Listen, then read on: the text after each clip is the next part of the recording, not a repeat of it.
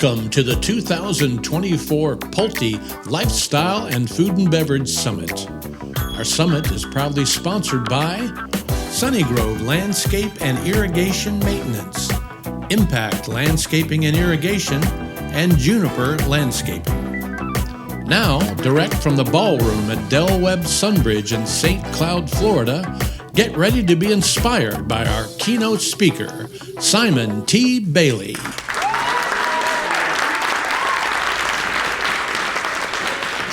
Thank you so much. Thank you so much. Good morning. Good morning. Do me a favor, look at the person that you are sitting next to, look them in the eye, and tell them, since last night, you look marvelous, simply marvelous. Somebody said I look marvelous and I feel marvelous. Average service is over, done. Hospitality with a spark is the future of business. A number of years ago, my mother and father loaded the family station wagon and drove me and my brother from Buffalo, New York, down to Atlanta, Georgia, where they dropped me off at Morehouse College. And at the end of my freshman year at college, they called and said, "We don't have the money to send you back to school, nor do we have money to bring you back home to Buffalo, but we do love you." And I mean, I realized I didn't quite feel the love. So I dropped out of college, moved into a drug-infested community in the southwest part of Atlanta, Georgia. Only had a mattress on the floor, a bright green beanbag with a couple milk crates turned over with a black and white TV on top of it with a hanger hanging out of the back of the TV with a piece of aluminum foil wrapped around the hanger. How many have a visual so far? And it was probably one of the lowest points in my life. I mean, so low that I walked past the bank and tripped the alarm. I mean, it was a sad state of affairs. This is where you insert bless his heart. So I got a job at the Days Inn Hotel on Spring and Baker Street there in Atlanta as a front desk clerk making $5.10 an hour. I never meant to get into the hospitality industry, but it was an experience of a job that was accidentally on purpose. And they didn't tell you back then when you work at the Days Inn where they left the light on for you. Is it Michelle? Michelle, raise your hand. All right, this is Michelle. I don't want y'all to think I was talking to my imaginary friend, okay? Who's Michelle? I don't see Michelle. So Michelle, what they didn't tell you when you worked at the Days Inn, not only you were the front desk clerk, you're the night auditor, you're the PBX operator, you're the bellman. I kind of like did everything. 19 years of age, lost as a goose in a blizzard. And I went from a Days Inn to a Comfort Inn to a Radisson in Research Triangle Park, North Carolina. And then from there, I went to work for Hyatt Hotels. For those of you who are in the Central Florida area, if you ever fly out of Orlando on the Delta side of the airport, there's a hotel called the Hyatt Regency Orlando Airport. And I had the honor to work with a team that opened that hotel 32 years ago. So it was an honor just to work there. And then from there, I went to work for Visit Orlando, which back in the day was called the Orlando CVB. And then about 1996, after 2 years of interviews and a 10-page psychological analysis, Kelly, raise your hand. This is Kelly. Everybody say hi, Kelly. Hi, Kelly. This is not an AA meeting, all right? So Kelly, I joined the happiest place on earth, that being the Walt Disney World Resort, and had 7 amazing years at Disney. And people often ask me, why in the world did you leave Disney? So I'm going to share a story that I'd like to just keep in the room. Can we do that? Yes, just between us, all right? So whenever you work at Disney, Mickey Mouse rule number 1 is you never talk to the media. What's Mickey Mouse rule number 1? I get a call from a journalist, and he said to me, "Where do you see yourself 10 to 15 years from now?" And I said, "Well, I see myself as the president and CEO of the Walt Disney World Resort and eventually the chairman and CEO of the Walt Disney Company." He puts this in print. The article comes out, page 12, Florida Business Trend magazine, February 2002. So there's my picture with the Mickey Mouse topiary behind me saying I wanted to be the guy. And my boss calls me into the office, Kelly, and he says, "What were you thinking when you did this interview?" And I said, "Larry, I work at this company whose motto is, if your heart is in your dreams, no request is too extreme, for when you wish upon a star, it makes no difference who you are, but obviously it does here." So Funny today, not funny then. True story. I am so not embellishing. It's a true story. You can still Google the article. So I get a call from one of the senior vice presidents. His name was Jim Lewis, and he reported directly to the president, Al Weiss, when Al was president of Walt Disney World Resort. And he says to me, do you need me to go to Al on your behalf because this is really bad? I said, how bad is it? He said, if this article would have come out before the markets closed, people would say, who's this guy that's in line to be president at Disney? I'm like, no! Y'all see where this is going, right? Can I say y'all here? Does y'all translate? Okay. So HR shows up and asked me to sign a little piece of paper that went into my personal file. And let's just say Disney didn't fire me that day. But about a year later, I heard the footsteps coming, and they were not singing, "It's a Small World," after all. So I realized it was probably in my best interest to find my happiness elsewhere. So 22 years ago, I decided to do the unthinkable.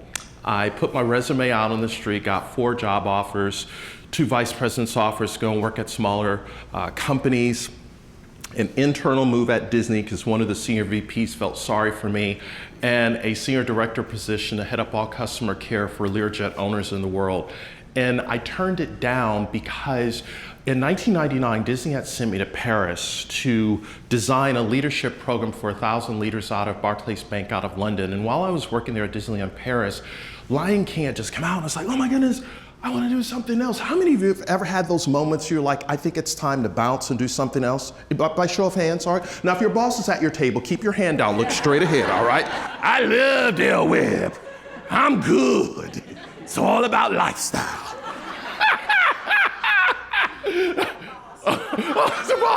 Look straight ahead, Rose, Kim. One meeting. Scott will say, I saw your hand went up. Tell me more. So I answered 3 questions, and these 3 questions have really become the foundation of my work that I've done over the last 22 years since leaving the Mouse House. And it's question number 1. If you want to take notes, certainly you can take notes.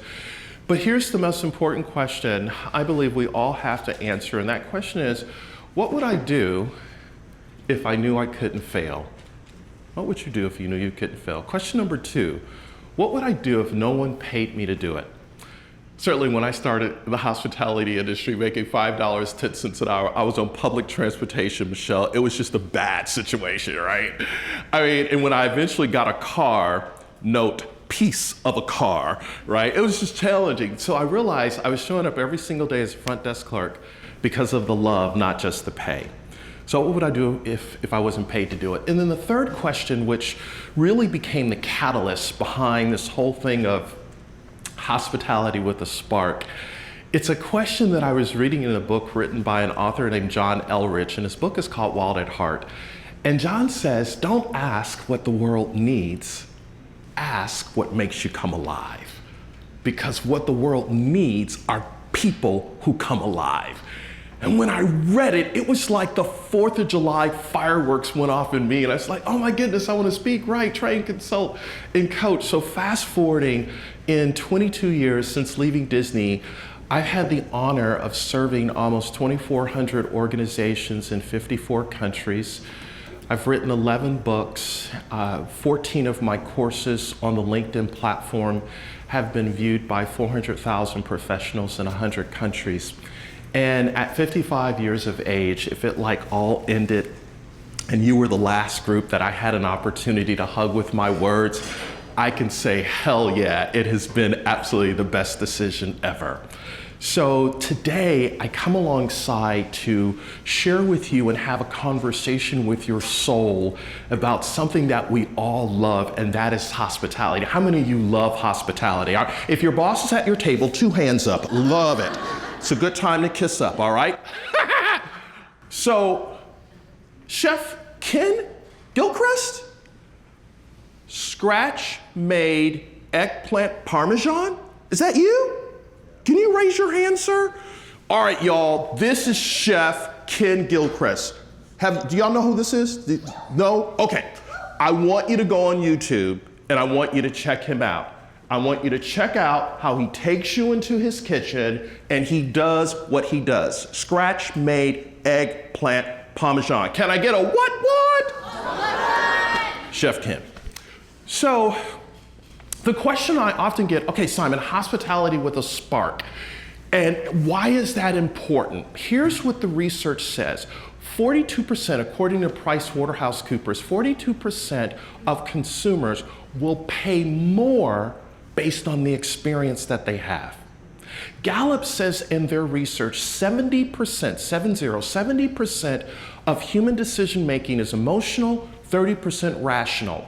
So when people emotionally connect with a lifestyle or with food, research says is that they will spend more, pay a higher margin, and they will yelp about it to everyone that they meet because of that experience. Research says that 65% of consumers want an experience that connects with them faster than advertisement.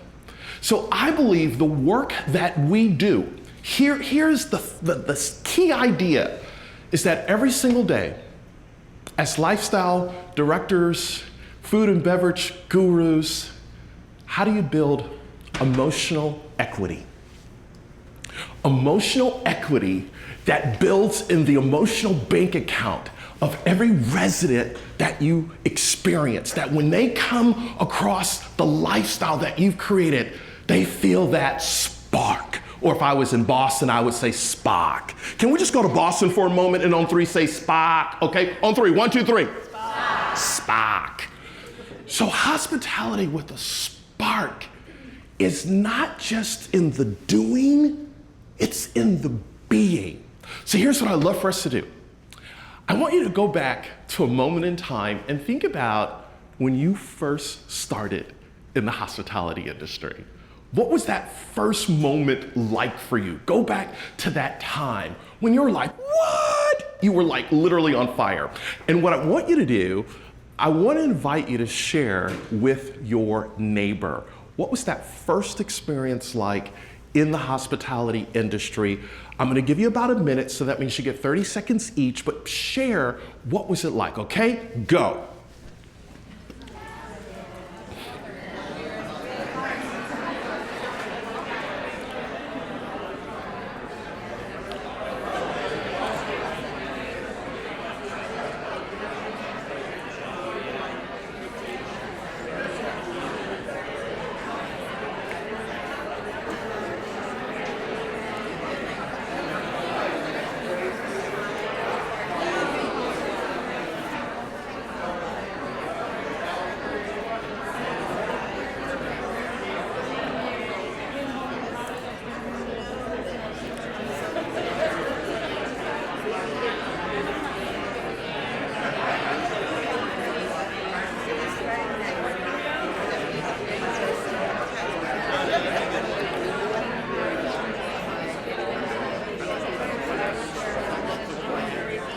Fifteen seconds.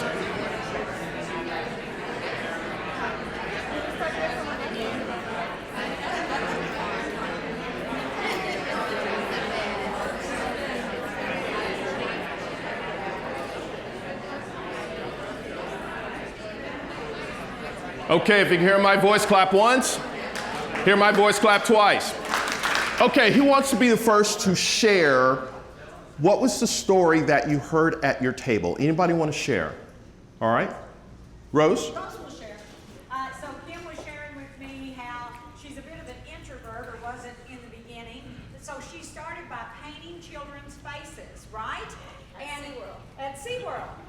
And getting to see the love and the laughter in those child's eyes brought her out of her shell and allowed her to be able to expand and grow like she has in hospitality. So it was amazing. So awesome. Great experience. Let me introduce you to our celebratory clap. On three, clap once. 1, 2, 3. Booyah! All right, who else? Who else? Who else? Who else? Real quick. The table that didn't participate. Let's go over here. Yeah, I didn't want to leave y'all out. First experience, hospitality. I worked at a Mexican restaurant in college. My first and last experience besides overseeing hospitality, but I really loved it. I liked the experience, getting to know people, getting to know the repeat customers, giving them an experience. You know, if it was their birthday, we could sing, a little song to them in Spanish. make them wear a hat. They'd want to come back and celebrate their family's birthdays. It was kind of like a family environment. Awesome. On three. 1, 2, 3.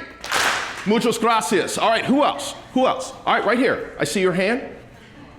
So Mandy here moved from the UK. All right, Mandy moved from the UK, okay. And she didn't work for a little while and then went to work for a company called VIP Concierge. At the boardwalk at Disney. Yes, the boardwalk at Disney. And she used to plan, I guess, outings for big names like Britney Spears. Nice. And that's what drew her. Mandy, you're like a big deal. Like, we should get an autograph. Hey, Britney Spears, what? Absolutely. Anything else? All right, Mandy from across the pond on 3. 1, 2, 3. So what you just experienced, how many of you heard a story? Here's the net. Facts tell, but stories sell. What are the stories that you are sharing of your journey in hospitality? Because as lifestyle directors and food and beverage gurus, those stories become the deposits into people's emotional bank account. And as that interest accrues, they're like, this is fascinating, this is phenomenal. So what you do is create stories. How many of you have ever had days when you didn't quite feel excited or you didn't have the spark? Where are all my honest folks at? Okay, great, I'll put 2 hands up for me. All right, because oftentimes in the work that I do, people are like, okay, Simon, where should we start? So what I want us to do is I'm gonna start with talking about spark as it relates to us, and then I'm gonna walk us through some principles and then leave time for Q&A because I know I stand between you and the bar, okay? Is that okay? Okay, all right. So here's where we start. And if there's one note I wanna invite you to consider, how you start the day determines the day. Your first big takeaway, take your meds.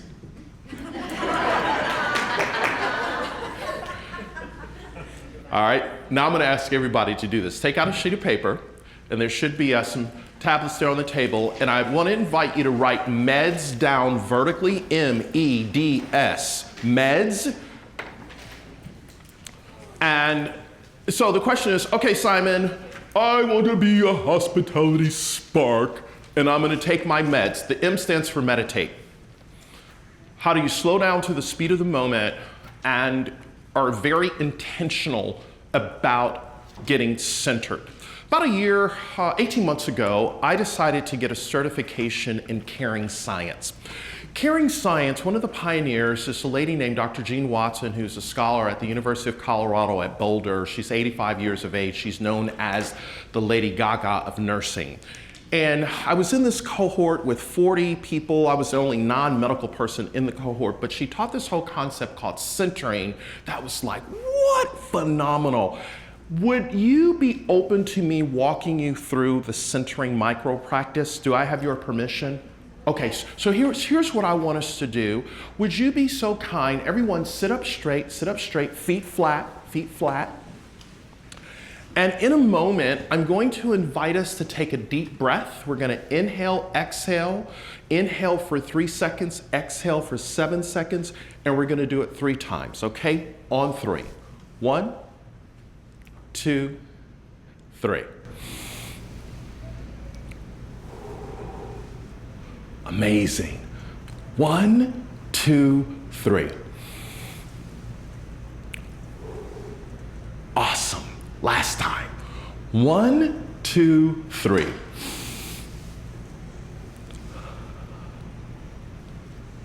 Amazing.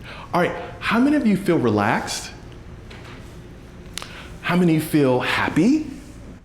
How many of you feel sleepy? Don't put your hand up.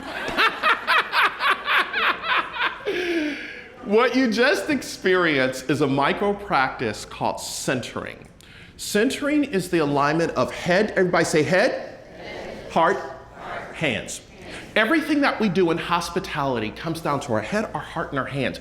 And when we are centered, there is an alignment on the inside that creates this external energy. So when people step into our quantum field, let me go West Coast on you. When they step into our quantum field, they can pick up on our energy. How many of you have realized that there are some people that are more negative than an undeveloped piece of film, right? So We will encounter them. We will encounter them. And what we have to choose to do when we have meditated and stay centered, saying, I'm going to shift whatever's happening right now. This is not good energy because I'm in a good space. Okay? So meditating in the morning. How many of you use the app Headspace? I've heard of the app Headspace. Okay, great. All right, there's another app called Calm. All right. Disclaimer, I have no affiliations with those apps. I just recommend them. And you're probably saying, Simon, why do you start here? I start here because years ago, when I started this work, one of the first stages I shared with was with the late, great Dr. Stephen Covey, who wrote the book, 7 Habits of Highly Effective People. If you've not read the book, highly recommend the book. And he was the opening speaker, I was the closing speaker, and I'm sitting back there as green as day. And he said something that I was like, it was just like a joy bomb went off in my head. I had never heard it before. He said, we are not human beings having a spiritual experience. We're spirit beings having a human experience. I had never heard that before. And when I heard it, I'm like, oh my goodness, that's hospitality in a nutshell. People connect with our spirit, the energy, they can feel it. They don't know what shifts in them, but when we take our meds, that's where it starts, all right? The E stands for exercise. The D stands for diet. Chefs, don't throw me out of the room yet. And the S stands for sleep, okay? About 6 or 7 years ago, I went to see my doctor and my A1C was about 13.1. And I have been talking with my mom. Mom is 84 as of Wednesday. And she said to me, baby, you know, sugar runs in the family. I said, Mom, it's called diabetes. It's called diabetes. So my doctor said, I need you to start exercising. And I said, what? Yes. And so I went back and my A1C went from 13.1 to an 8 down to 6.5. I just went to see her the other day. It's kind of spiked back up. So she says, okay, we got to get on top of some things. So as I'm saying this to you, this is something that I'm personally working on myself that I know I need to exercise. So I have started doing probably about 7,000 to 10,000 steps in the morning. And I just learned to swim last year, so I swam, and this is, I know some of y'all are expert swimmers, so don't shout me down. I swam 4 laps the other day, which was huge. I'm just trying to start, okay? I'm just trying to start. And so that's the exercise, but what does exercise look like for you? Because some of y'all in this room, you take care of everybody else. Are you taking care of yourself? Real talk. If you kick the bucket, expire, or check out tomorrow, God forbid, your job will be posted on the internal internet and life will go on. I know that comes as a shocker. But it's true. They'll send some flowers and say, Kelly was a good person. Next. So build your life around who will be crying at your funeral. Can you all hear that? Yes? Okay. Diet. So I love French fries. I know where the best French fries are because I've tried them all. Anybody like French fries? You like French fries? We're all my French fry folks. Family, what's up? I love apple pie a la mode. It is like a kiss from sweet baby Jesus, I tell you what. But I also realized that in the spirit of moderation, from a diet standpoint, being more healthy, there are some lifestyle changes that I needed to make. So my doctor, Dr. Judith Moss, when I met with her, actually yesterday, she went through this detailed report and she says, I need you to get on top of this now. And I said, yes, Dr. Moss, I'm going to do it. So she says, I want you to eat wild caught salmon and cod. I'm like, but I love fried chicken. Popeyes is calling my name. Gotta make some changes, all right? But Popeyes, I love you. You are a client. Wink, wink. So exercise, diet, sleep. Let me drop a pin in sleep for a moment. Anybody struggle with sleep? Just, all right. Real talk, I've been up since 1 a.m. Like, I went to bed at 9, I go to bed early, but then I wake up and then I don't get back to sleep and I'm tossing and turning. So one of the things that I am working on is, okay, no fluids like after 5 p.m. and looking at what I'm eating, putting the phone like away so that I can truly sleep. So my goal, I think the most amount of hours that I've gotten is maybe 4 to 5 hours, and I'm really trying to shoot for 6, maybe 7, 8 would be a miracle. But here's the research on sleep. And the book I want you to get a hold of is called Why Sleep? Why Sleep, okay? Please read this book. Phenomenal thought leader, Dr. Matthew, who is an expert in this area. And the central thesis of his book says, when you have proper sleep, when we have proper sleep, it is like emotional first aid for the brain. How many of you ever had brain fog? How many of you have days you're like, I can't wait till 5 o'clock comes. I can't wait for this day to get over, right? Could it be tied to sleep? Just asking a question, okay? If we start there, family, that's where the spark starts, when we take care of ourselves so that we can show up fully alive, fully connected. And here's why. All of you in this room, you are the ingredient to the resident recipe. You're the glue. And as an ingredient, as we're building emotional equity in every person that comes into our path, how do we ensure that we are totally present to them? 100%. You're probably saying, Simon, why? Here's the research according to Gallup, who has looked at 190 countries over the last couple of years. And what Gallup is saying in their research, roughly 7 out of 10 people are dealing with stress, high anxiety, borderline depression. So that means everybody is dealing with something at some level.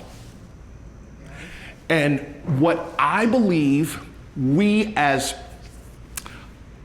lifestyle experts with the hospitality spark, what is it that we really, really do? We become healing presence for every single resident who lives in our community. Can y'all hear that? Yes. Does that plane land? Yes. So healing presence, they take away this intangible that they can't get anywhere else because of an experience that's been created. Where's Chef Ramon? Chef Ramon. Twisted Philly steak? Are you the guy? Yeah. Okay. So the reason I bring that up, Chef Ramon, Wally, W-A-L-L-E, when you do what you do as a guru, I just made that up on the fly, right? I mean, I'm not trying to rap it here or anything. But when you do your Twisted Philly steak, you create that with love. And when a person eats something that is created with love, the energy comes into their spirit to know that the person who created it did it for me. And because of what you do, that's hospitality with a spark. So I want to walk you through the principles. On your table, most of you have the book, Be the Spark. On page 14, and all of you, I put it's Christmas in July. What is it? Christmas in July. So all the books on your table, they are my gift to you. I wanted to give you an early Christmas present. There are extra books on the table, and so feel free to make sure you enjoy. But the framework of everything that I'm going to walk you through very quickly is on page 14. And this framework is based on what I learned at Disney, and I did some work for the Ritz-Carlton Learning Institute. And what I realized, when we see them as guests, personalize the experience, anticipate, respond immediately, and then my favorite one is the K. How do we keep resonance? And I'm going to paraphrase. Can I say, because I want to say guests because of just my Disney background, but if I say guest or resonance, are y'all tracking with me? Yes. Okay, so the K is my favorite one Because how do we keep them loyal with acts of kindness? Kindness is the bottom line. Kindness is underrated, but I'm here to tell you, hospitality with a spark is when a brand comes across in a spirit of kindness, like all of you, to say, what? That was so kind. That was so amazing. Where is Nicole from Stone Creek, Ocala? Right here. Nicole, Nikki. I'm sorry, Nikki, how are you? Good, how are you? Okay, so Nikki, how is it that you're here and pedicures at the Farm Fresh Day, which happened at 9 a.m., is happening right now and you're here? My volunteers and my staff. Your volunteers and your staff. You go, girl. Boom! Give it up for her, yes? So, the whole concept, and y'all can talk to her later, Nikki, about this whole concept of pedicures, because I did a little research. Had to find out a little something. What I really love is that's kind, because you're kind to pets. Any pet lovers in here? I've been on tour with a group of vets from all over the country, and to hear how they show kindness every single day to pets, so powerful. So here's where I want to start the first principle, and the first principle is, how do we see them as guests? And here's the key takeaway: commit to connect, okay? So when I first joined the Mouse House, September 21st, 1996, you have to go to Disney University, and Disney University is the internal training arm of the company. At Disney University, John, is where, John, raise your hand. All right, everybody say hi, John. John, at Disney University is where you sniff the pixie dust, you get the microchip planted right here, and you come out singing, "It's a small world after all." So, John, if you look at me, I am all about the air conditioning. I'm not trying to work in anybody's theme park in the months of June, July, and August, trying to work on my Godiva tan. But one day, John, I got a call. I know we're moving quick. That'll hit some of you later. One day, I got a call to get up off my blessed assurance and go and work at Disney MGM Studios. And what a lot of people don't know is when the parks get really busy in the summer, it's all hands on deck. So I'm at MGM Studios today, it's called Hollywood Studios, on Sunset Boulevard, and John, my role is to sweep the streets of Sunset Boulevard. So I've got on a blue smock, a broom, a dustpan in my hand, my name tag that says Simon from Buffalo, New York. By the way, go Bills, this is our year. And and John, I've got beads of sweat coming down my head. I'm just like, I'm like, whatever. But it dawned on me that the Mickey police might be watching me through the camera. So sure enough, John, some guests are coming towards me. They catch a glimpse of my name tag, and they said, "You're from Buffalo, New York." I said, "Yes." They said, "We're from Buffalo, New York." Like, no way. They're like, "Where'd you go to school? Where'd you grow up? What's your parents' names?" John, I didn't know these people from Adam's house cat, let alone from a can of paint, but we're having a major conversation. So I said, "What have you done since you've been here at Disney?" They're like, "Oh, we're going to Epcot, we're going to Magic Kingdom, we're going to Animal Kingdom." I said, "Now that you're here at MGM, you gotta ride Tower of Terror." How many of you ever been on Tower of Terror? All right, for those of you who've not been on Tower of Terror, major bucket list item, imagine a 13-story elevator shaft takes you up, drops you, you scream your bloody guts out. It is phenomenal. So I said, you know what, make sure you experience that. Experience Indiana Jones Stunt Spectacular. I'm a big Harrison Ford fan. And then I said, eat at the Brown Derby, which is all Hollywood with a Disney twist. So John, a couple of hours later, I'm back at my desk, and I had the whack upside the head. It was like the Horseshack moment. Charlotte, I was with a group last week, and I said Horseshack, and somebody said, "Who's Horseshack?" I said, "Oh Lord, I got to update my material. We got an age gap here." That's when television was television. When I said Horseshack, who was tracking with me? All right, all my Welcome Back Cotter folks, okay. If you're under 40, ask somebody sitting next to who's Horseshack, okay? Little inside secret. Okay, so, John, what I realized in Charlotte, Disney never sent me out to the park to sweep the streets. Michelle, he sent me out to the park to connect with the family that had probably saved 3 to 5 years of their discretionary income to come to Disney for maybe once in their lifetime. And a family of 4 in a 7-day stay, according to Disney Business Analytics, will spend about $10,000. So what I'm about to say, I mean this figuratively, not literally. That's when I quit my job at Disney and I went to work at Disney. Because a job stands for just over bored. And a number of people, they went to a job 30 years ago and they settled for a chair, a check, and a cup of coffee in Cubicle Farm and woke up saying, I'm just a bill, well, I'm only a bill, and I'm sitting here in capital hell. They didn't have the spark in their eyes, the lights were on, but nobody's at home, the elevator didn't quite go to the top, there was no spark. And what I realized, Disney didn't hire me to do a job because they can get any warm body to do a job. They'd hired me to create a moment. And when I got that, it absolutely changed my life because it was not just about connecting with the guests, it was creating a transpersonal experience by saying, how are you? How's it going? So when I talk about commit to connect, and I know you already do this because everything that I'm saying is common sense, yes, but brands that get it right, they make it common practice. They live it, they own it, it's who they are. So when I talk about commit to connect, what does that look like? How do we take that to another level? How many of you have ever experienced the Ritz-Carlton? How many realize when you pull up on the drive at the Ritz-Carlton, they will ask your name, and Michelle, by the time you get to the front desk, they are calling you by name. Yes? And you're like, what? What just happened here?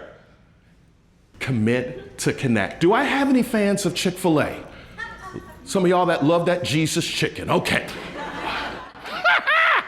So, Truett Cathy, founder of Chick-fil-A, based in Atlanta, Ritz-Carlton at the time, based in Atlanta before Marriott acquired them, discovered what Ritz-Carlton was doing and said, how do we Chick-fil-A-ize that?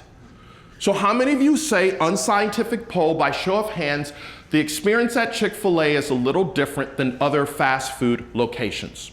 Okay, why? Why? Why is it different? Why? They say, they ask for your name, they say, my pleasure. Little things. Small little things are the new big ideas. So what are those small little things that we can do every single day that's like, wow, absolutely phenomenal? Commit to connect, all right? Now, I want to go to the second principle. And the second principle is personalize the experience. That's the P in the book. But here's the key action step. By individualizing the moment. What did I say? All right, some of y'all say, I want you to say it with power, feeling, conviction. I want you to find your inner chutzpah, and I want you to say, by individualizing the moment on 3. 1, 2, 3. That's it, I feel the love. A few years ago, I get a call from my old boss at Disney. His name is Larry. And he said to me, Charlotte, I want you to go to lunch with Michael Hanley. And when he said it, Charlotte was like, oh my goodness, Michael is an insurance guy. He's gonna try to sell me on some insurance. How many of you have ever had those calls before, right? So I called Michael and I said, hey, Michael, you know, Larry wanted me to call you. And he said, hey, I want you to meet me at the Bay Hill Country Club. I'm like, oh, the Bay Hill Country Club built by Arnold Palmer? Yes, I want to treat you to lunch. Heck, I am up for a free meal. So I go, Michelle, to the Bay Hill Country Club in my Sunday's best. And I said this, I was saying this to a group last week, casket sharp, but it didn't quite translate. So I was in my Sunday's best. And I'm sitting there, Kelly, with Michael, and we're just kind of exchanging pleasantries. And I'm like, I am at the Bay Hill Country Club. This is top drawer, what? And I noticed, hunched over in the corner, is an older gentleman. I said, that's Arnold Palmer. So being the bashful person that I am, Kelly, I get up and I walk over to Arnold Palmer, John, and I said, Mr. Palmer, thank you for being a great American. Thank you for what you've done for the game of golf. And Arnie looks at me and he says, thank "Thank you, young man." And John, I proceed to take out my phone to take a selfie with Arnold Palmer. And there was an entourage behind him that started to move in, and I heard the soundtrack in my head, "Bad boys, what you gonna do when we come for you?" I said, this is probably not a good idea. So I go back, and Michelle, I'm sitting with Michael. He's turned flush red. He's like, "What are you doing? There are no phones allowed in the club, let alone to take a picture with Arnold Palmer." I said, "Michael, I don't get out much, didn't know." We laughed it off, and Michael didn't try to sell insurance to me that day. A few weeks pass, and I'm at an event, Kelly. I'm speaking, I'm about to leave the stage, and they said, "You can't leave the stage." The host takes out of this bag this hat from the Bay Hill Country Club that had been autographed by who? I didn't know Michael was in the audience that day. And I put the hat on my head. Michael came up, we took a picture, and I said, "Michael," he says, "you were so enamored that day when you met Arnold Palmer, I had to do this." And guess what, Kelly? He still didn't try to sell me insurance. A couple months pass, and unfortunately, Arnold Palmer passes away. And I called Michael, and I said, "Michael, I want to buy not one, not two, but 3 life insurance policies." And he says, "Why now?" I said, "Because you didn't try to sell me anything. Because when you sell, that's a transaction, but when you personalize, that's a relationship." In other words, he related to the cargo in my ship. Don't miss that. This is something that all of you do in this room, you understand this, but I'm just trying to put a framework on this. Relate to the cargo in the ship. He related to the cargo in my ship, and that's why I did that. But let me build on this. And I'm going to teach you a little concept that I learned when I was sniffing the pixie dust at Disney, okay? It's legal. Hello, boys and girls, welcome. So, how many of you remember Lion King, when Lion King came out? Okay, when Lion King came out in the mid-90s, there's a scene at the beginning of the movie where Rafiki holds up Simba and Simba sneezes, okay? Michael Eisner, then CEO, asked the question, "Why would you put in a sneeze?" Because you have to remember, Lion King was pre-Pixar. It took 100 animators to draw in the sneeze. Michael Eisner says, Michelle, 99% of the movie-going audience would have never noticed the sneeze. We did it for the 1%.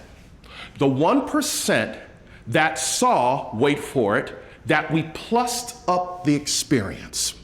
What you do as lifestyle directors, F&B gurus, is you plus up the experience. And it's that little something extra that they can't get anywhere else that becomes the, "What? You did that for me?" That is hospitality with a spark, and it's the future of business. So let me give you some examples. Anybody ever been to the Bellagio in Las Vegas? All right, how many of you have seen the botanical gardens at the Bellagio?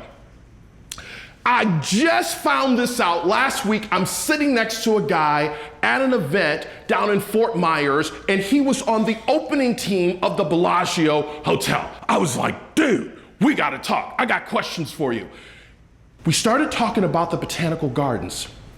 He said when Steve Wynn built Bellagio, they put the botanical gardens in, they changed the theme 5 times a year to draw people off the strip into the hotel, because how many realize it's a little hot in Vegas, right? And he says the casinos, yes, he built the casinos, but it wasn't about the casinos, it was about the experience of the botanical gardens, and because of proximity marketing, I think I'll go over to the casino. The botanical gardens now has 15 million visitors a year. How many of you think that a few people might wander over to the slot, dropping a quarter, hit the craps. It's because they plussed up the experience. Any fans of Southwest Airlines? Yeah! Yeah! We feel your love. We feel your love. We hope Southwest is cutting you a check. I mean, but you know what? They have raving fans like you all over the country. I'm a raving fan of Southwest. I'm going to give you a plus-up example. I'm on the plane a couple of months ago, and I noticed these 3-year-old twin darlings that get on the plane. Speaking of twins, where is Janine Dulaney Burke? Hey, how are you? Good. What's your twin's name? Jeanette. And you have twins, yes. And you're married to Jordan? Yes. Okay. So, she also has twins. And she also has, wow, okay. Just kind of like hit me, sorry. So, these twins are getting on the plane, and they were dressed alike. They were just adorable. And we're up in this aluminum tube about an hour into the flight. Flight attendant comes on and says, hey, everybody, I'm gonna dim the lights, turn on your blue light. We're gonna sing happy birthday to the twins. And when I say blow out the candles, you turn off the blue lights, signaling that we're blowing out the candles. So sure enough, the entire plane said happy birthday to the twins, and then everybody turns off their blue lights, and she's saying, blowing them out. She said, wait a minute, you didn't blow out the candle. Right, everybody got into it. Now let me ask you all a question. How much did that cost Southwest? Zero. How many think that the twins are going to remember that experience? And what airline do you think they're gonna fly? Southwest. Southwest. Because they plussed up the experience. So the principle is personalize the experience by individualizing the moment. Now let's bring it a little closer to home. How many of y'all know the doors are closed? How many of y'all know y'all got some special residents up in here? We call them all stars. With all stars. We love them. We meet them where they are. Yes? When we understand that every customer, every resident, every guest has a compass. They have a need. Everybody say need. Want, style, emotion. How do we begin to pay attention to the want and the emotion? The need and the style will take care of itself. When we personalize the experience, that's the differentiator. Okay. Final principle, and then I gotta open up for Q&A. Anticipate. How do we become anticipatory as it relates to the needs of our residents, okay? And let me tell you why. In an AI world, an automated world, an Amazon world, where people are used to we have shifted from a point and click world to a touch and swipe world. And in this touch and swipe world, people who purchase this also bought this. When they have a great experience, they want more because you're already anticipating what they need and what that may look like. All right? Any fans of Chewy.com? Chewy.com. Okay. When I wrote the book, Be the Spark, Michelle, we're getting ready to go to print with the book. And one of our team members said, you gotta hear this story. I said, tell me more. Her girlfriend received her monthly pet food subscription from Chewy.com, Michelle, and she had forgot to call Chewy to cancel the subscription because her dog had passed away. So she calls Chewy and explains what happened. The gentleman on the other end of the line said, ma'am, we are going to credit your account. Perhaps you want to donate the food to a pet shelter. And she thought that was the end of this experience. The next day, Michelle, her doorbell rings. And there's a guy outside the door with a bouquet of flowers and a sympathy card from who? Now, y'all are a smart group. Why would Chewy do that? Why would they do that? Why do you think they do that? Empathy? care. And come back, please, when you get another pet in the future. Boom, there it is. I'm gonna sit down, Courtney. I'm gonna let you do the rest of the presentation. I mean, you go on, sister, take it. I But that's it. The next time she gets a pet, who is she gonna call? She's gonna call Chewy because of that little moment. At Ritz-Carlton, Alex Martin, this is something that you know very well. I got the name right, Alex Martin. I just caught it on a glance. Charlotte, Ritz-Carlton teaches the answer is yes. Now what's the question? How do we get to the yes? Never a problem. How can I serve you? What do you need? Because that's hospitality with a spark, okay? Now, how much time do I have? About 15 minutes exactly. Okay, 15 minutes exactly. All right, let me pause here because I think I can best serve you in answering your questions in the moment. So we'll go for about 13 minutes of questions, and then I'll keep you on time because I want to respect your program. All right, questions, thoughts, comments, feedback. Questions, thoughts, comments, feedback. All right, yes. Out of your style of anticipation, how did you blow our minds with the people that you knew, twin to twin? But how did you do that? Just secrets of the trade. Okay, so the inside. The inside. Yeah. Kim, I'm gonna have to send you a little invoice for this. No. I plussed it up. Well, first of all, let me step back. Kim will tell you 2 days ago, I sent her an email and I said, send me names of individuals in the room, names and title. And Kim, you didn't know what I was going to do, so Kim gave me no prior information, all right? I went online and I said, ooh, Chef Ramon, interesting, what makes you unique? Ooh, Chef Ken Gilchrist, ooh, interesting, lived in New Jersey, came down here. Where's Chef Ernie? Where's Chef Ernie? Where's Chef Ernie? He's in the kitchen. Okay, all right. So I got something from Chef Ernie, all right?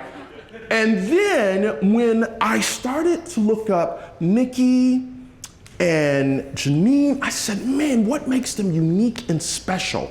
So what I try to do is, what is the awesomeness of a human being? How do I honor them by remembering their name with a visual? So like food, or I knew that you have twins and you are a twin.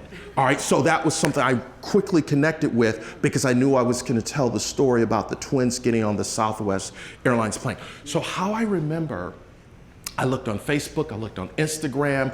Where is Jenna Burke, Jacksonville? Jenna, hey, you are like so off the grid. Like you're on LinkedIn. But I mean, listen, Charlotte, she made her brother work. I mean, look, Jenna, all I could come up with was y'all had a group fitness town hall on February 6th. That's all I could find out. I mean, I can't find out anything. That's good. So what I try to do is just a little factoid, just a little information. So with Chef Ramon, twisted Philly steak, food, chef, boom. So when you meet someone, what is that little thing about them that you can connect with that pluses up? It plus up the experience. So here's the big takeaway, all right? And I want to take more questions, but this just hit me in this moment, Michelle. This is hot off the press. Be a plus in a minus world. Just be a plus. Just a little something extra. Just a little something extra. How many of you, let me give you another plus up example. How many of you ever been to Five Guys Burgers and Fries? Okay, all right. Don't tell your doctor, this is just between us, all right? How many of you have ever ordered the fries and you pay for your order and they are bagging up your fries, all right? Everybody got the visual so far? And then they take that little scooper and they scoop up some more fries and they dump them in your bag. It becomes like a Krispy Kreme donut moment, hot fries now. How many tracking with me? Okay, I I looked at that and I said, man, that is so good, because psychologically I'm like, they just gave me more fries. It's probably actually built into the food cost on the front end, but the psychological investment of they gave me something extra for nothing feels good. Yes? They plussed it up. What can we do? Just get a little something extra. That's all. A little something extra that they can't get anywhere else. I'm old school, so how many fans of handwritten notes? Okay.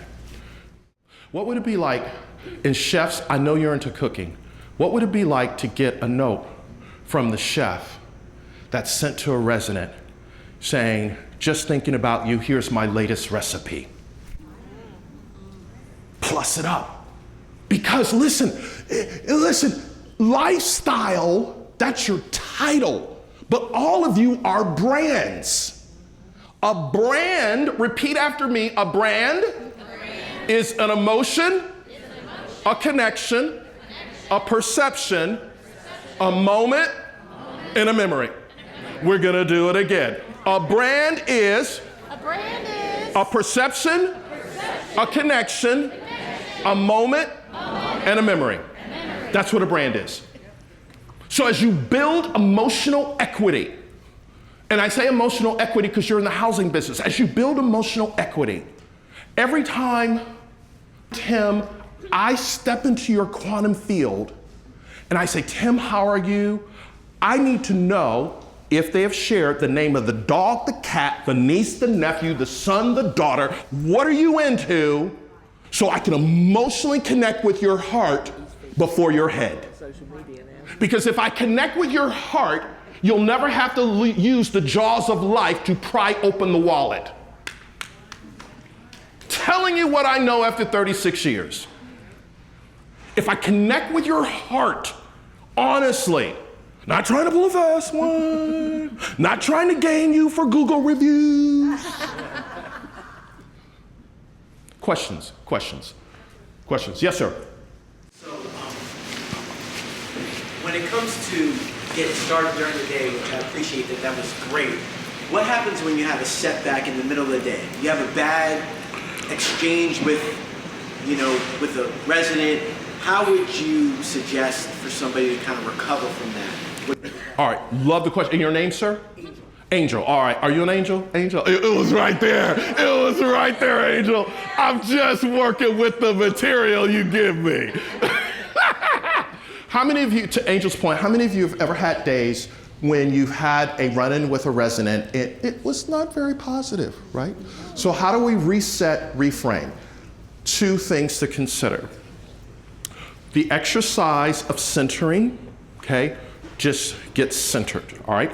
But the second exercise, and how about we stimulate this instead of me telling you? So feet flat on the ground.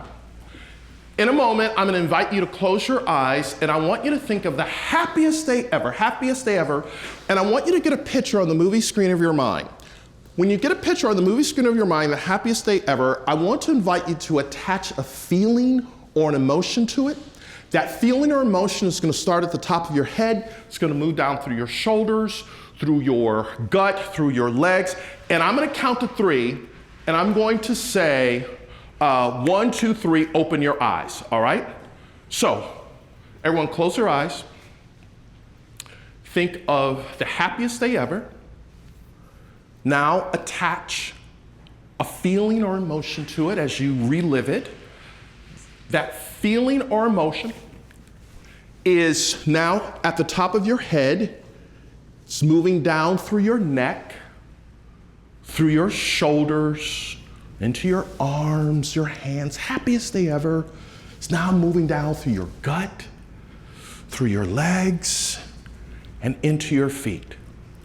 And when I count to 3, I want you to open your eyes. 1, 2, 3. Now in this state, say the first thing that comes to your mind out loud. Say it out loud. First thing that comes to your mind. Joy? All right. Angel, what we just did, you shifted your state. But you did it, okay? So whenever you have moments, everyone, where somebody throws you off your game, happiest moment, attach a feeling or emotion to it. You can do it in a minute or so. You shift yourself from the inside out, and you don't internalize what was said. Because what you just did is you upgraded your verbal software. You upgraded how you were seeing it by reframing it from the inside out. Okay? There was a hand over here. Yes. My friend from across the pond. American now. Shaken, not stirred, sorry. You mentioned you'd read Covey, which was the reason I actually live in the States now, because I read Stephen Covey. Is there any other author that you would recommend for mindset? Another one that I follow a lot is John Gordon. Sure. So is there any other author that you would recommend people read to help with that positive mindset? John Gordon, Energy Bus, John Gordon. John's a dear friend. We started around the same time. He's in Jacksonville. Wonderful, wonderful person. So many books I could recommend, but one book I would encourage you to get a hold of is When I Stop Talking, You'll Know That I'm Dead, okay? This author, and his name escapes me right now. If somebody Googles that real quick, When I Stop Talking, you know, Jerry Weintraub, I want to say it is. Jerry was the agent of John Denver, Elvis, George Clooney, Brad Pitt, back in the day in Hollywood. He's the mastermind behind the movies Ocean 11, 12, amazing. He tells the story of his journey, of how he had to shift his mindset over time. I do my best to read it at least once a year.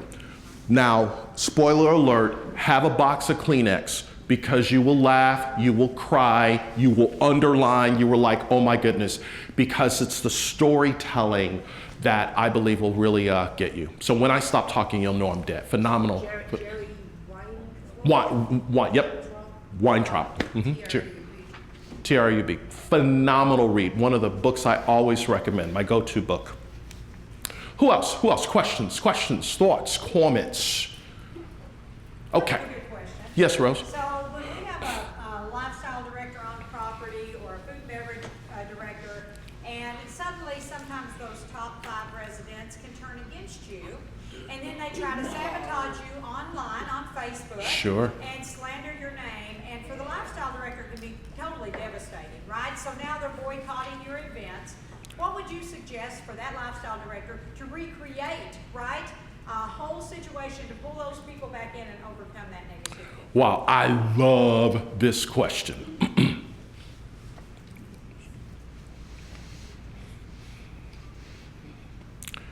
Number one, if I was coaching this lifestyle director, I would invite them to build a ninja team of residents that love you.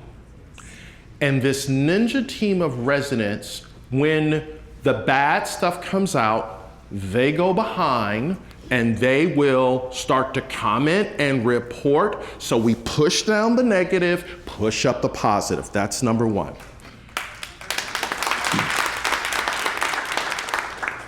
Number two, those 5 residents, I would isolate them and I would figure out what's their hot button, not from a negative standpoint, but what are they into? Fishing, golf, pickleball, grandchildren.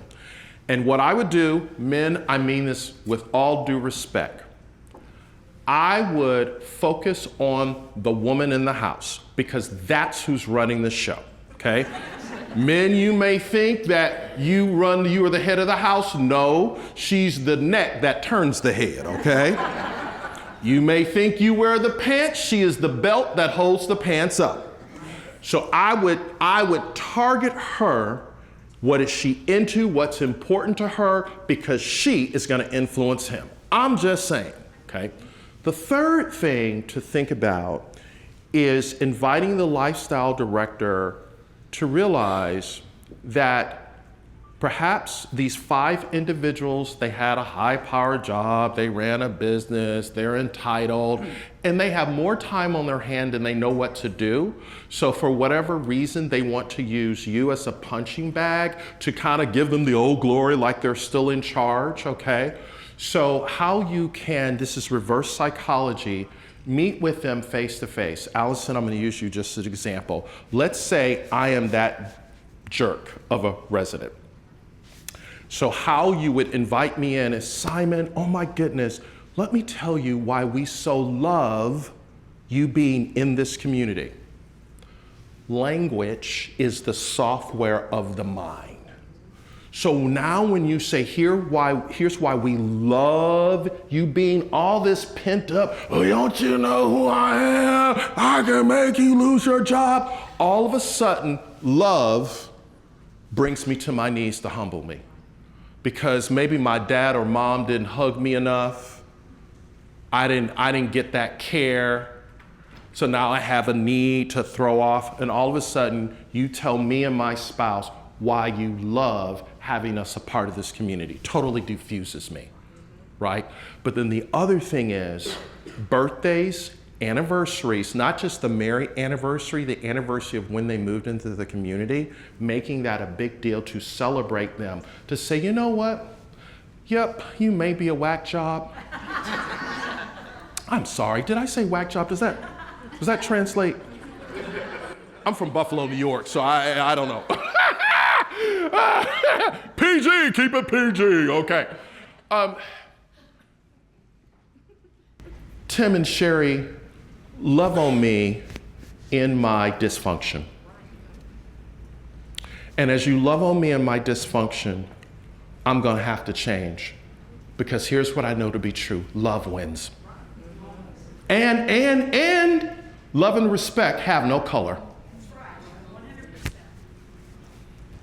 So wherever you are, I'm just gonna love you where you are. I'm gonna make you feel special as you work through your emotions, whatever you're dealing with, I'm just gonna love you. But we're not gonna internalize because we are trying to create a lifestyle energy that is second to none. And this is a community of love and care. We love human beings, not human doings. Okay, all right, who else? How much time do I have? It's 10:02, but I'm not. Oh, okay, all right, real quick, let me, okay, real quick. Give me 3 minutes. I don't know when I'm gonna see all of you again, but I want you to know that I love you and I believe in you. It doesn't matter what side of the tracks you're from, and it doesn't matter who you're going to vote for in November. I love you where you are. And the reason I'm going here right now is because some of you need to hear what I'm saying. And I'm slowing down to the speed of the moment to create space between each sentence so that it lands in your heart, not just your head. How many of you feel the energy right now? And the reason I'm doing this, because some of you have been dealing with a lot of stuff. My mom got scammed out of $70,000 a few months ago. She has fallen 3 times in the last 180 days. We've had to put her into a nursing home. I'm her power of attorney healthcare proxy. She's in Buffalo. I'm in Orlando. I got diagnosed with prostate cancer, overcame it. 2 kids, one just graduated from Rollins College, doesn't have a job, trying to find her way. Another graduating from UCF, trying to find his way. I got a lot of stuff going on. But what I choose to do every single day, no matter what I'm dealing with,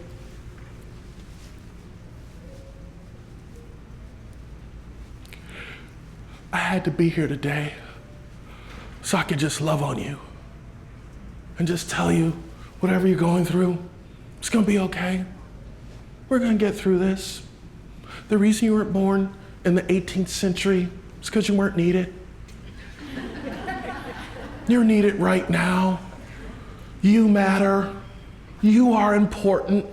You are valued. Michelle, you are valued. I see you, Michelle. I celebrate you, Michelle.